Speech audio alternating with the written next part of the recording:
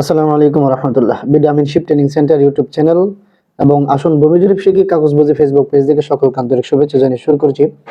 তো এটা হলো আমাদের একটা ফুটের স্কেল, যেটাকে 330 ফুট ফুটের স্কেল বলা হয়, 330 ফুটের স্কেল বলা হয়।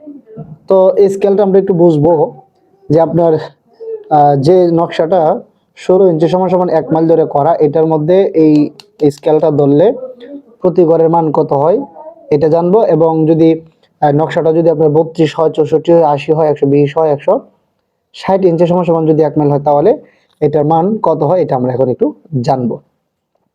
তো এখানে আমার সামনে যে নকশাটা আছে, এই নকশাটা হলো আপনার 16 ইঞ্চি সমান সমান 1 মাইল ধরে করা।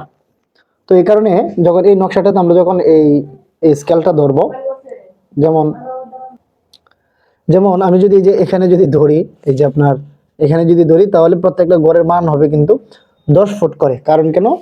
কারণ কি? কারণ হলো যে স্কেলটা কিন্তু এই নকশাটা কিন্তু আপনার 16 ইঞ্চি সমান সমান 1 মাইল ধরে করা।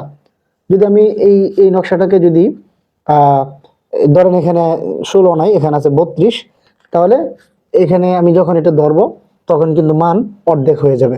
64 যখন হবে কাগজটা, তখন কিন্তু আরো কমবে। তো আমরা আগে এখানে জানি যে কোনটা কত হয়। 16 ইঞ্চি সমান সমান যেহেতু 1 মাইল, সুতরাং 5280 ফুট, এটা কিন্তু 1 মাইলের। হ্যাঁ, 5280 ফুট সমান সমান 1 মাইল। তো এই 5280কে আমরা যখন 16 দ্বারা ভাগ করি, তখন 330 ফুট হয়। আর এই 330 ফুটকে 33 দ্বারা ভাগ করলে 10 ফুট হয়। কেন 10 ফুট হয়? এখানে বলা হয় যে 1 ইঞ্চিতে 33টি ঘর আছে। আপনার এই যে স্কেলটা, এটার 1 ইঞ্চি সমান সমান 33টা ঘর। প্রতি ঘরে আপনার 330 ফুট। এই 330 ফুটকে 10 দ্বারা 33 দ্বারা ভাগ দিলে 10 ফুট হয়। 330 ফুটকে 33 দ্বারা ভাগ দিলে কত হয়? 10 ফুট। 10 ফুটকে যখন আপনি 33 দ্বারা গুণ করবেন, তখন অবশ্যই 330 ফুট হবে।